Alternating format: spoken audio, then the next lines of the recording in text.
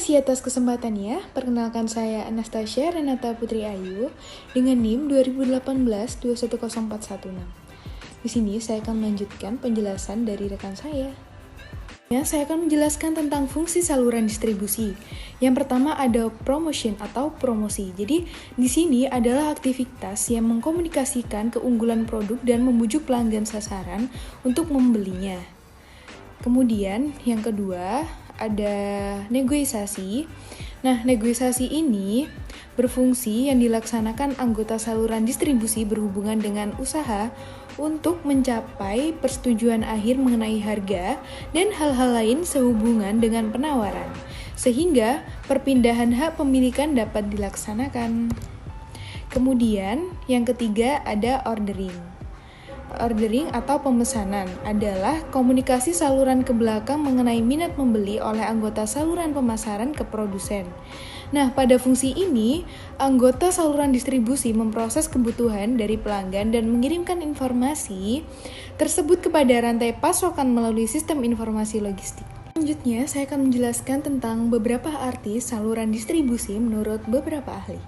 Jadi yang pertama, menurut Alex S. Nitisemito, adalah saluran distribusi adalah lembaga-lembaga distributor atau lembaga-lembaga penyalur yang mempunyai kegiatan untuk menyalurkan barang-barang atau jasa-jasa dari produsen ke konsumen. Nah, yang kedua ada menurut The American Marketing Association. Nah, saluran distribusi ini merupakan suatu struktur organisasi dalam perusahaan dan luar perusahaan yang terdiri dari agen, dealer, perdagangan besar, dan pengecer melalui sebuah komoditi, produk, atau jasa yang dipasarkan. Kemudian, menurut As-Sauri, nah, saluran distribusi merupakan lembaga-lembaga yang memasarkan produk yang berupa barang atau jasa dari produsen atau konsumen. Nah, yang terakhir menurut Kotler, nah, saluran distribusi adalah sekelompok perusahaan atau perseorangan yang memiliki hak pemilikan atas produk atau membantu memindahkan hak pemilikan produk atau jasa ketika akan dipindahkan dari produsen ke konsumen. Terima kasih atas kesempatannya. Perkenalkan, nama saya Niken Melasari dengan NIM 2018-210433. Di sini saya akan menjelaskan tentang pola distribusi, saluran distribusi dari produsen ke konsumen, baik itu dalam pasar konsumen maupun industri yang ada secara langsung tanpa perantara dan tidak langsung dengan perantara. Dalam hal ini, pola saluran distribusi disebutkan menjadi dua macam. Yang pertama ada beberapa pola saluran distribusi barang konsumsi. Ada 5 macam. Yang pertama, produsen konsumen. Bentuk saluran distribusi paling pendek dan paling sederhana.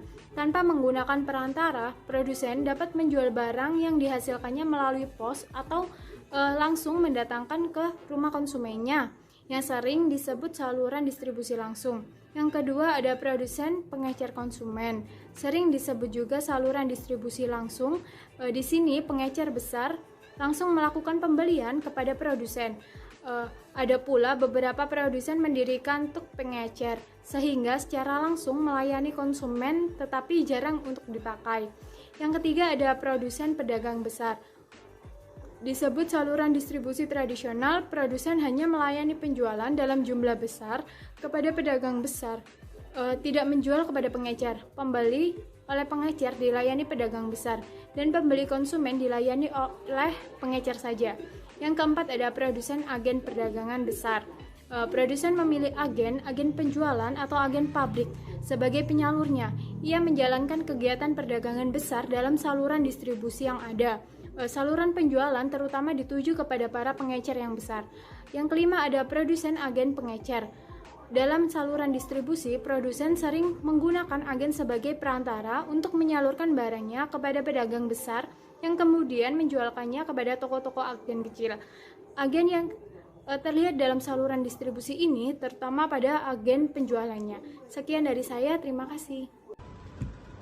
Terima kasih atas kesempatannya. Perkenalkan, nama saya Gendri Yuda dengan NIM 2018-210-443. Di sini saya akan menjelaskan tentang beberapa pola saluran distribusi barang industri yang dibagi menjadi 4, yaitu yang pertama, produsen pemakai.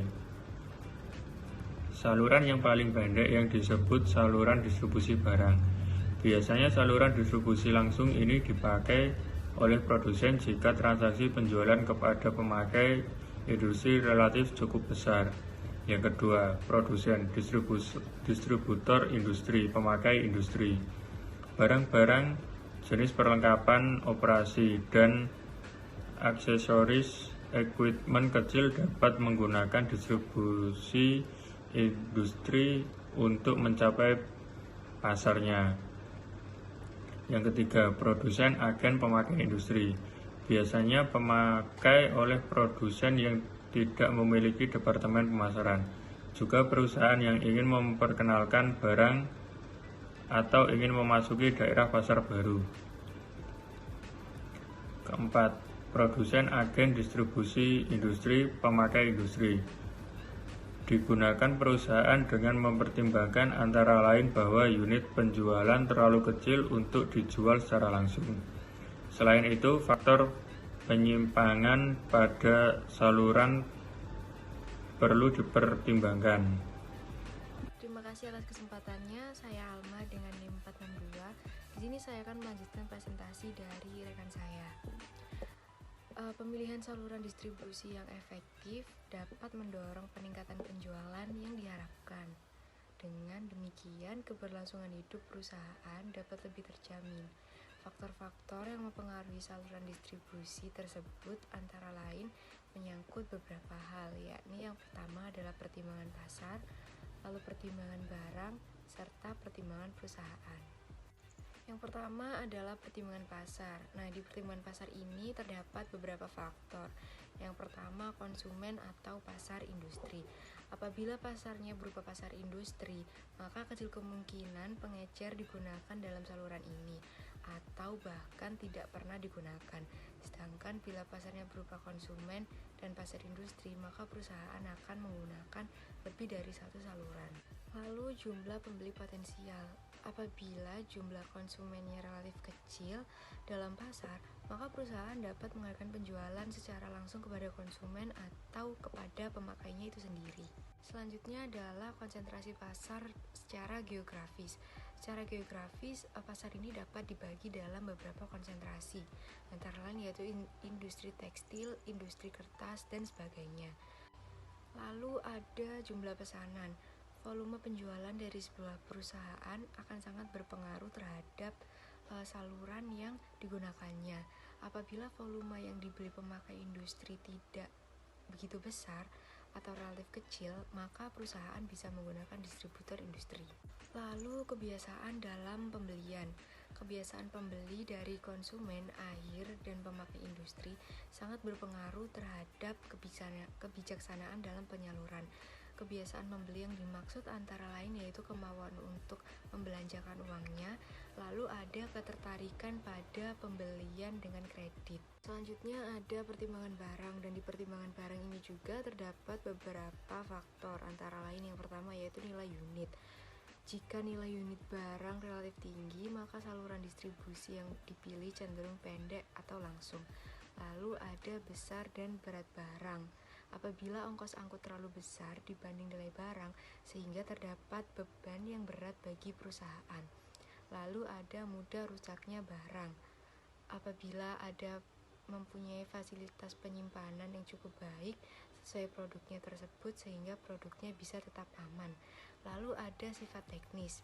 Beberapa jenis barang industri seperti instalasi umumnya disalurkan secara langsung kepada pemakai industri. Terima kasih. Selanjutnya akan dijelaskan oleh rekan saya. Terima kasih atas kesempatannya. Perkenalkan, nama saya Anjos Bramansyah dengan NIM 2018-210474. Di sini saya akan melanjutkan prestasi teman saya.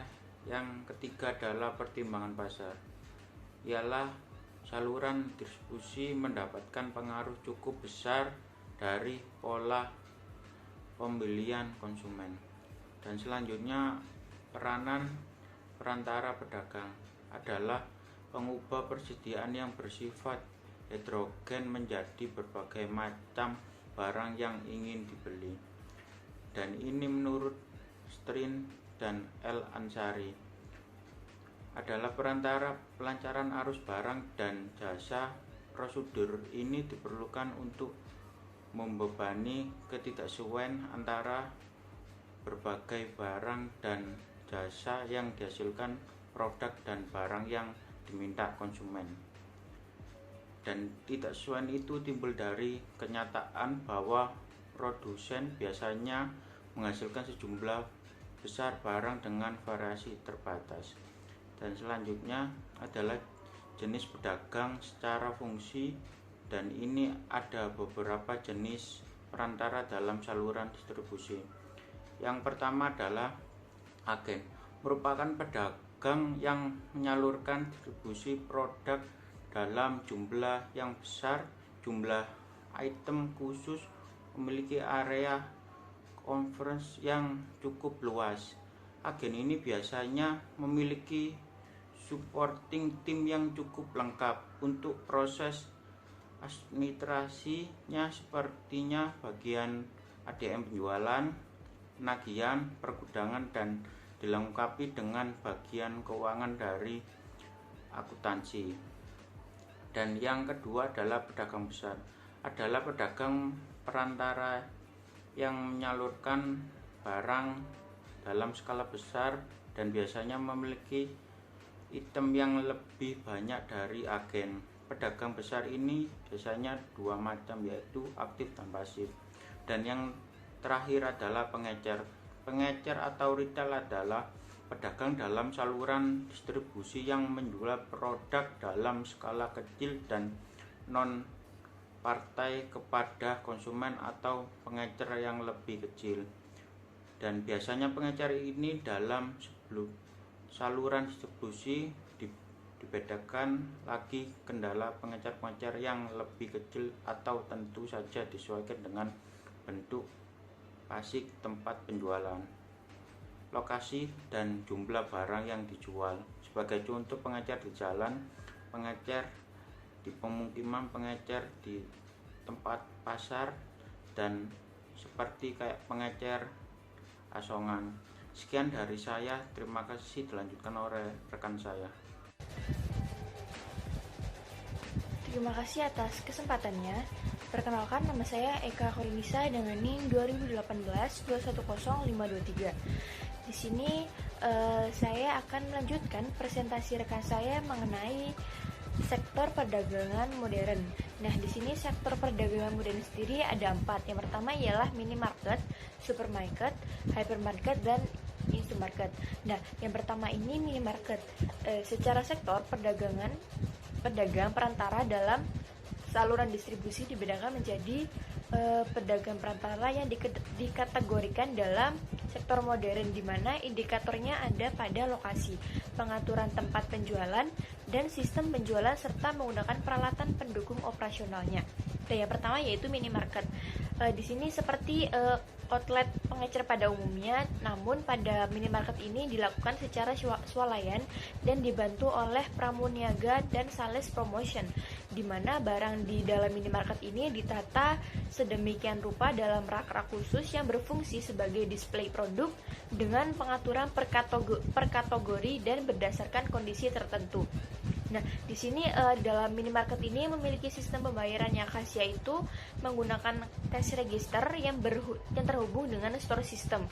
Di minimarket ini terdiri atas independent store dan juga ada yang chain store, di mana chain store ini yang regional atau lokal, nasional, bahkan internasional. Nah, yang selanjutnya ini ialah supermarket.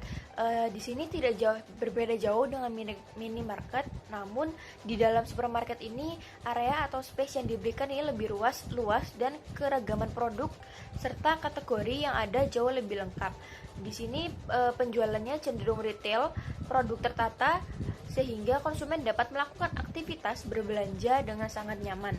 Nah, di sini memiliki media promosi yang cukup besar, yaitu sebagai media promosi atau berbagai aktivitas pemasaran. Di sini biasanya terdapat event-event promotion atau in-store promotion. Nah, di dalam minimarket juga memiliki manajemen yang cukup kompleks dan menyeluruh dengan standar operasional yang sudah baku serta memiliki berbagai bergaining yang sangat tinggi dalam rantai pemasaran dan distribusi. Nah, yang selanjutnya yaitu hypermarket. Hypermarket ini salah satu yang tidak jauh beda nih dengan supermarket, hanya saja jauh lebih besar dan lebih kompleks dibandingkan dengan supermarket. Di sini terdapat keragaman produk yang dijual, menjadikan hypermarket ini sebagai one stop shopping, di mana konsumen bisa mendapatkan apa saja yang ada di hypermarket tersebut. Nah, di dalam hypermarket ini penjualan dilakukan secara eceran dan partai atau eceran bertingkat, di mana ketika ada harganya dibedakan. Ketika kita akan membeli satu PCS akan berbeda dengan ketika kita membeli 3 PCS atau lebih. Di dalam hypermarket juga memiliki aktivitas atau manajemen yang event-eventnya sangat besar apabila kita ingin melakukan acara kepada pameran suatu produk. Nah, produk di dalam display ini beraneka ragam bentuk dan media seperti floor display, gondola, lateral shelving yang lokasinya juga bisa dipilih sesuai tingkat kestrategisan yang hendak dicapai. Dan yang terakhir ini ada institution, di mana institution merupakan outlet khusus yang di-cover secara khusus. Institusi ini ada yang termasuk dalam kategori MT dan juga ada yang kategori GT. Di sini dalam institution terdapat beberapa outlets, yaitu seperti apotik, toko obat, dan baby shop, di mana yang termasuk dalam toko obat ini adalah outlet yang berjualan obat saja. Dan sedangkan apabila baby shop ini biasanya menjualkan beberapa produk-produk bayi saja. Terima kasih. Nah, yang selanjutnya ini ada sektor pedagang umum.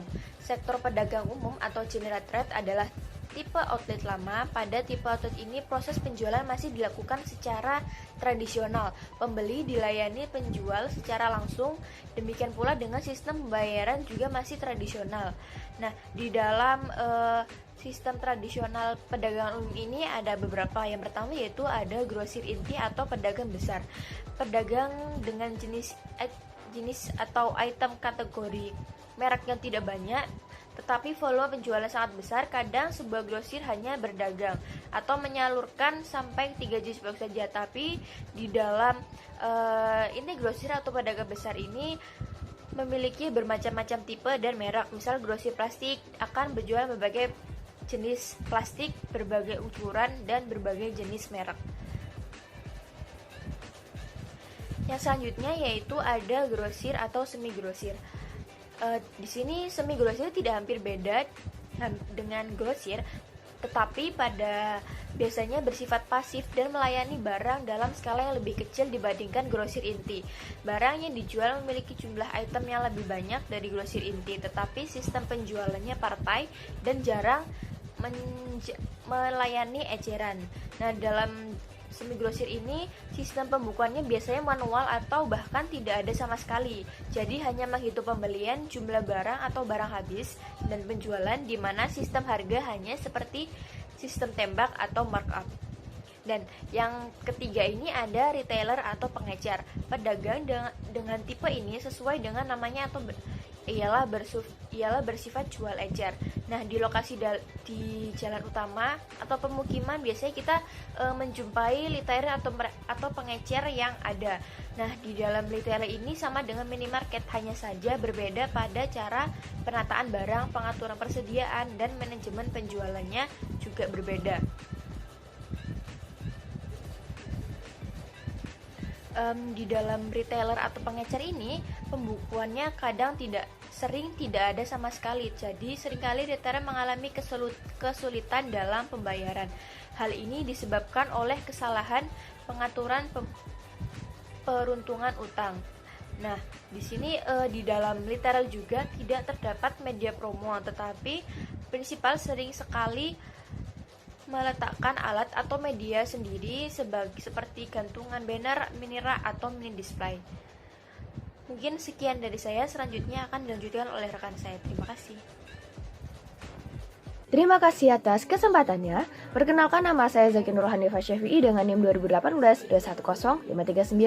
Di sini saya akan melanjutkan presentasi dari rekan saya tentang jenis pedagang perantara yang ketiga, yaitu adalah sektor digital internet atau online. Pada sektor ini cenderung menggunakan media digital dan cenderung secara online. Nah, untuk perdagangan dalam sistem ini juga sudah sangat dikenal pada zaman sekarang dan biasanya juga disebut dengan perdagangan dengan sistem online.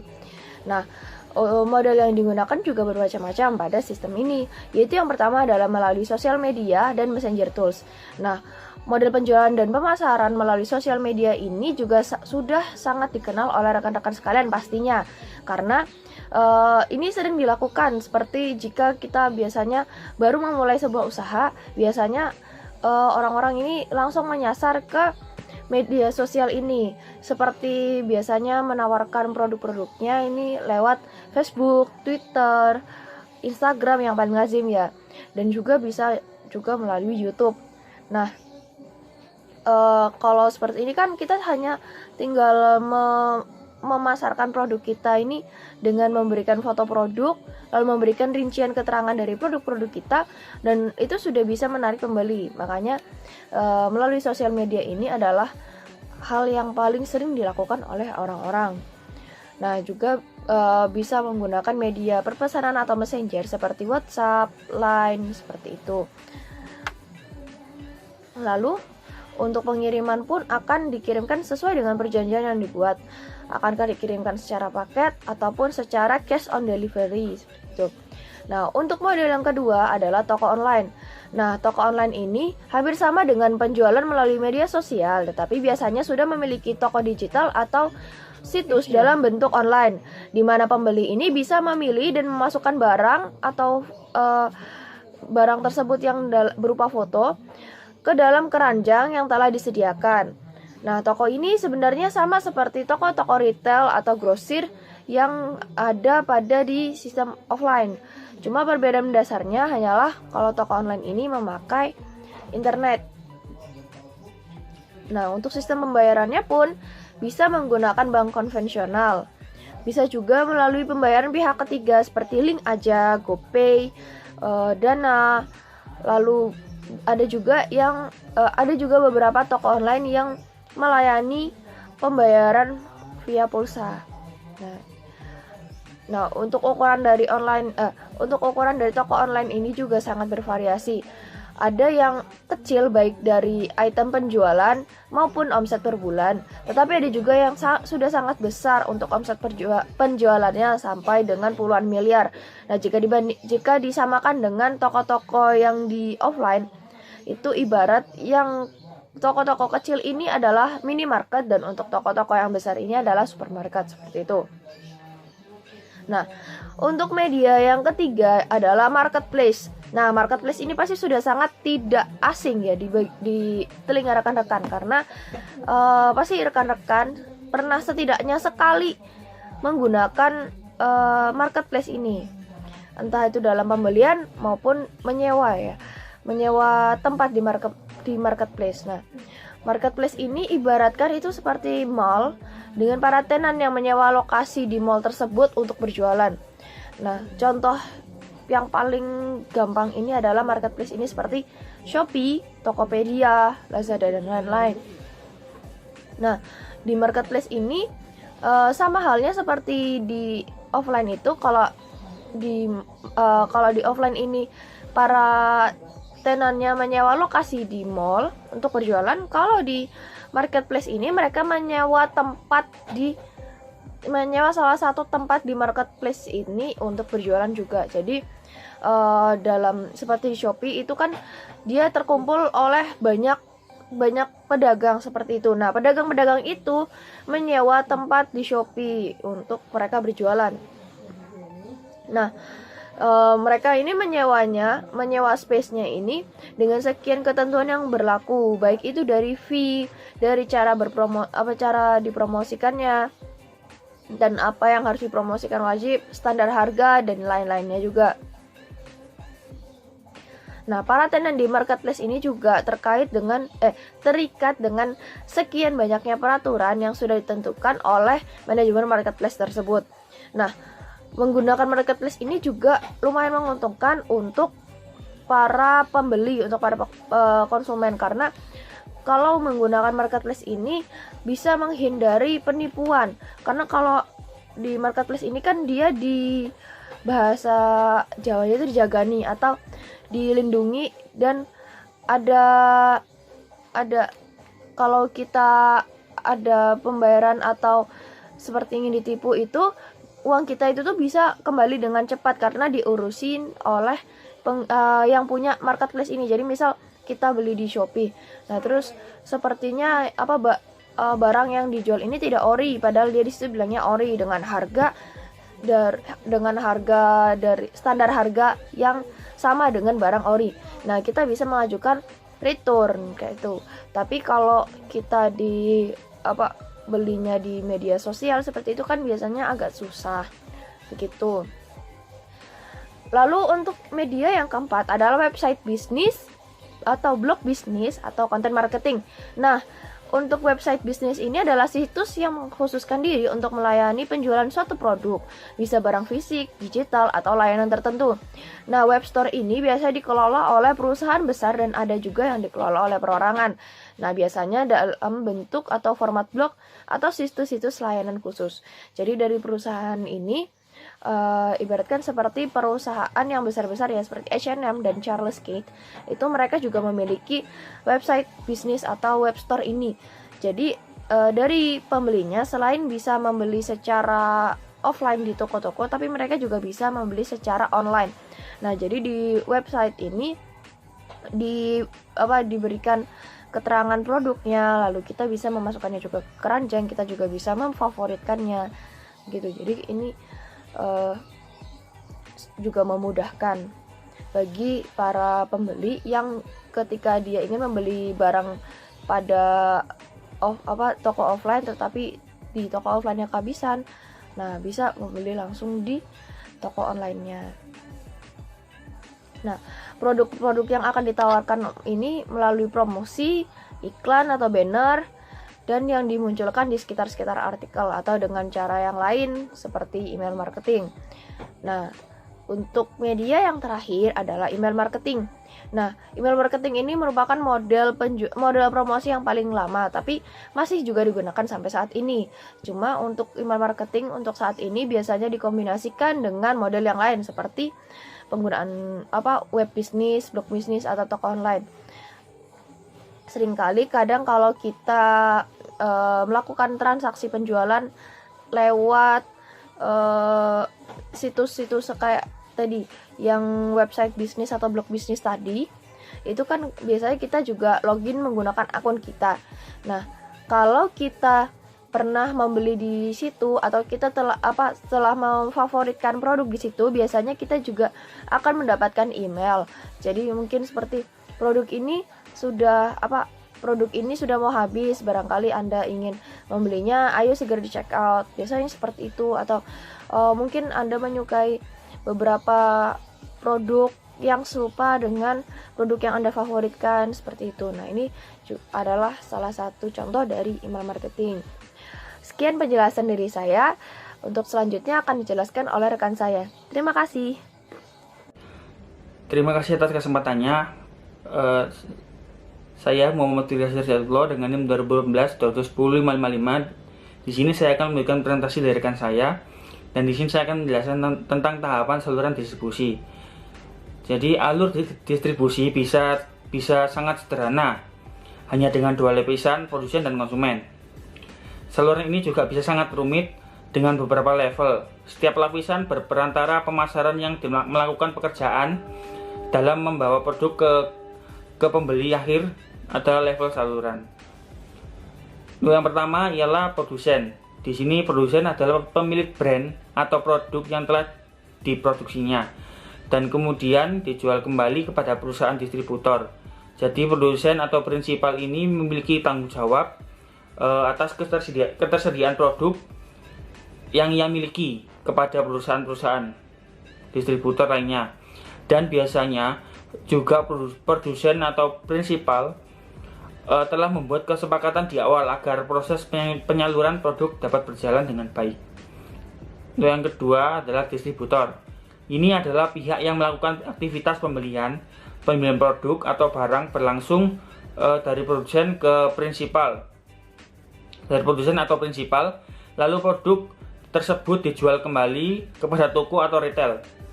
Jadi perusahaan distributor ini tidak hanya mengambil produk dari satu produsen saja, namun bisa dengan beberapa produsen lainnya. Pada umumnya distributor akan mendapatkan harga yang lebih murah dibandingkan level saluran lainnya karena membeli dalam jumlah yang cukup besar. Selanjutnya ialah subdistributor. Jadi di sini subdistributor ini berbeda dengan distributor walaupun sekilas terdengar sama.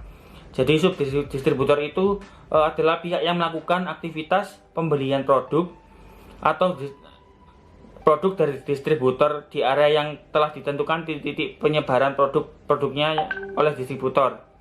Dan yang selanjutnya ialah grosir. Di sini grosir adalah sekumpulan orang atau pengusaha yang membuka usaha dagang dengan membeli produk dari subdistributor tadi kemudian dijual kembali ke pengecer atau pedagang besar lainnya. Jadi grosir ini juga melakukan aktivitas pembelian dalam jumlah yang besar. Untuk tahap selanjutnya ialah pedagang eceran. Di sini adalah sebuah lembaga yang melakukan kegiatan jual beli konsumen untuk digunakan langsung dan tidak untuk dijual kembali.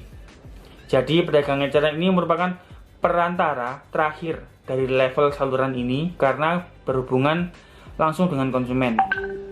Untuk yang terakhir yaitu ke konsumen. Di sini adalah pihak yang menggunakan produk atau barang secara langsung dengan tujuan untuk dikonsumsi atau dihabiskan yang diproduksi oleh prinsipal yang awal tadi. Terima kasih. Sekian presentasi dari saya. Wassalamualaikum warahmatullahi wabarakatuh.